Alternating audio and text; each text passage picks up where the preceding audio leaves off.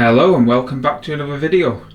So today we've got one of the Hornby super detailed King class locos, GWR Powerhouse Special, and it is King Edward V in the shirt button livery from the late 1930s pre-war era.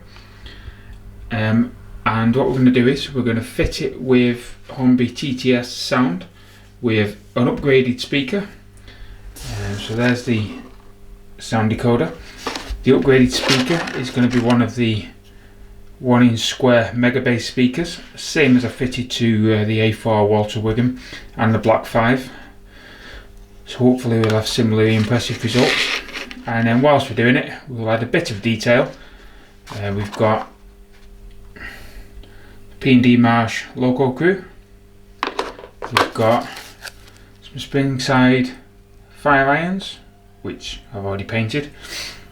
We've got spring side GWR lamps, which always look impressive with the little jewels.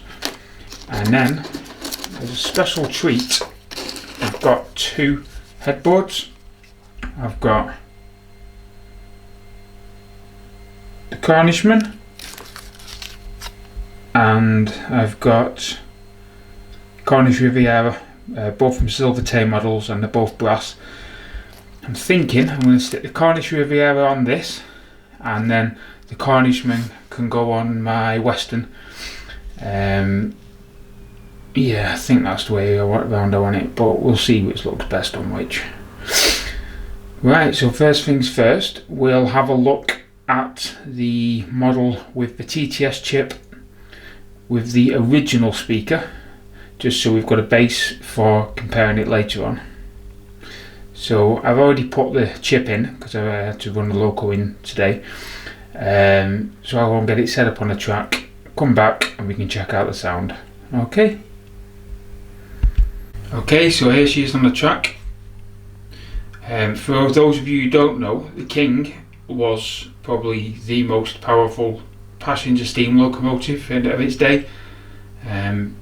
Built by the GWR at Swindon Works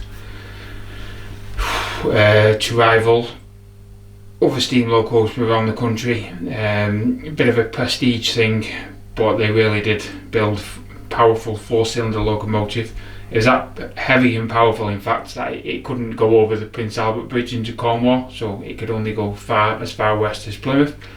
And then they had to uncouple any carriages and stick them onto another locomotive to go further west, like a hall or a castle class. So yeah, but they were a very powerful locomotive. Right, so let's fire up anyway and see what the sounds like with the basic speaker.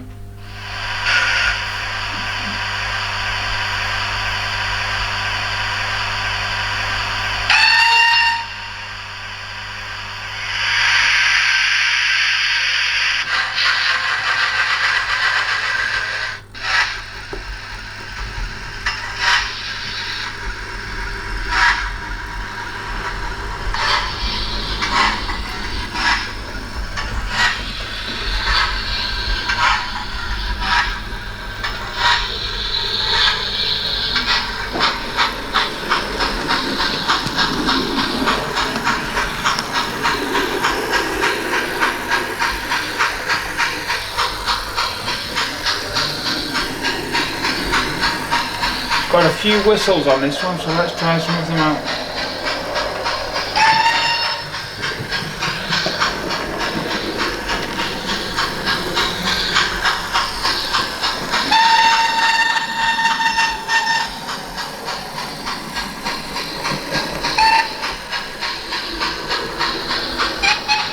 As you can see, a few different tones there. They're all quite high pitched with this chip. So it'll be interesting to see how the mega bass speaker picks those up.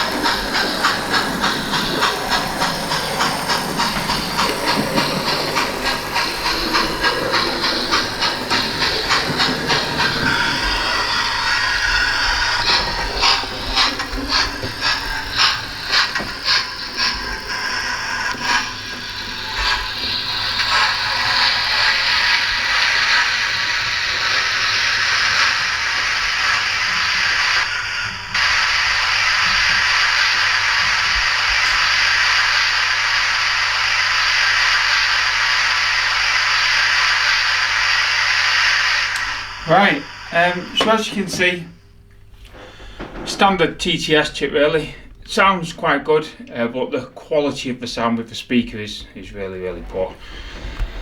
So we'll see what the speaker upgrade does to it. And just before I do that though, this, for those of you who haven't seen the Hornby Super Detailed King Class, it really is a really nice locomotive. It's probably one of the most exquisitely detailed tender locos I've got. It really is nice. I mean, there's plenty of reviews of it already, so I'm not going to do a review. But I mean, it's just features you don't see on other locos. It's got it's just got so much detail. It's got a metal pony truck on the front, and it's got, oh, the light's not very good in here actually. It's got detail underneath the boiler. It's got all the way along etched nameplates, detail under the footsteps,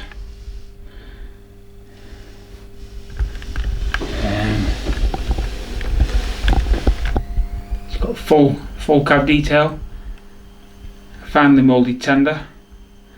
It's even got buffers on the front of the tender. Loads of the extra detail is metal, and it really is just a cracking loco, and it runs really smoothly as well. So we'll go away, we'll fit the speaker, and we'll come back. Just a quick one, I'm back again. I didn't think my ramblings and the low light fully showed the detail of the cab then, so I thought I'd just show you now the level of detail in the cab is something else. I've not seen that before in a modern loco, and it is really nice. And anyway, whilst I'm here, I've took the top off the tender. As you can see, standard Hornby. I've took the weight out, but basically the normal speaker you get with the TTS chip goes there, weight goes over the top, tender top goes back on. Now tender top, the moulding here is going to have to come out to get that mega bass speaker, and then basically the mega bass speaker will sit inside at that kind of level, just under the cold load. But I've done it before on a couple, so I'll go and get the Dremel out and smash this up and see where we get to. So next time you see me, you're back up here on the track with the mega bass speaker installed, and let's hope for the best in the meantime, because it's a cracking loco to ruin if not. So it's time for a quick update. The speaker is fitted into the tender. As you can see, it's just here. It required a lot of work, this one, more so than other locomotives that I've fitted these speakers to. It's cutting and milling at the tender for a good hour really. It's quite a lot of the internals have been taken out. I had to take the tender weight out, which goes along the bottom on these new models. So I've added some lead to at least the equivalent weight, slightly more actually. But it's back in, speakers there. I've also taken the time whilst it was apart to add locomotive crew, which is the P&D Marsh crew. Etched nameplates are now on. Let's see what else I've done. Vacuum pipes on the front. We've got two spring side lamps set for express passenger, and we've got the Cornish Riviera headboard, which I think looks pretty cool. So all I want to do now, before I get it back on the track, is we'll put this plastic coal load back in, and then I'm going to put some, oh there we go, and then I'm going to put some real coal on top of it, just for realism. And then next time you see me, it'll be back on the track and we'll get it running. Okay, bye for now. Okay, so I'm back with you again. I've just put some real coal in the tender and also a few fire irons. I always think this adds realism to it. even though to be honest, the newer Hornby coal loads are pretty decent, but I don't think you can beat a real bit of crushed coal, which I think I got that latest piece from Keighley and Worth Valley when we were there on the steam gala, just asked at the engine shed.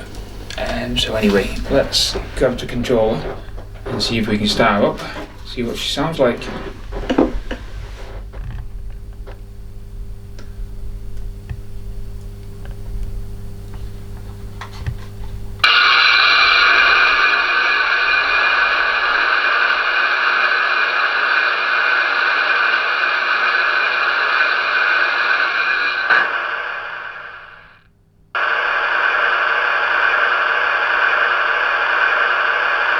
So it has got a few whistles, this one. I'll show you them first. So you've got whistle medium, whistle long, whistle short, and then whistles 2 burst. Okay, interesting. So let's start around.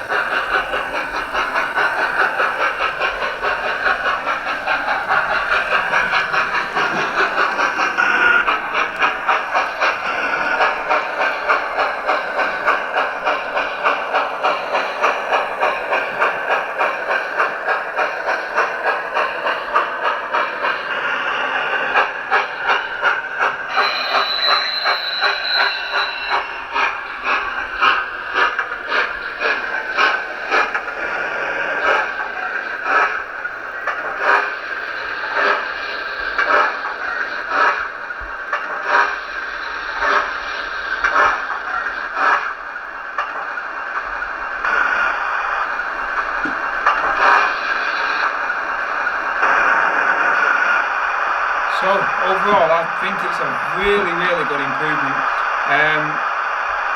Gives a really good quality of sound. You still get that distinctive King high-pitched whistle. But yeah, I really like it. Worth the work. Loco looks fab with the extra detail in parts. And once again, Mega Bass speaker wins the day.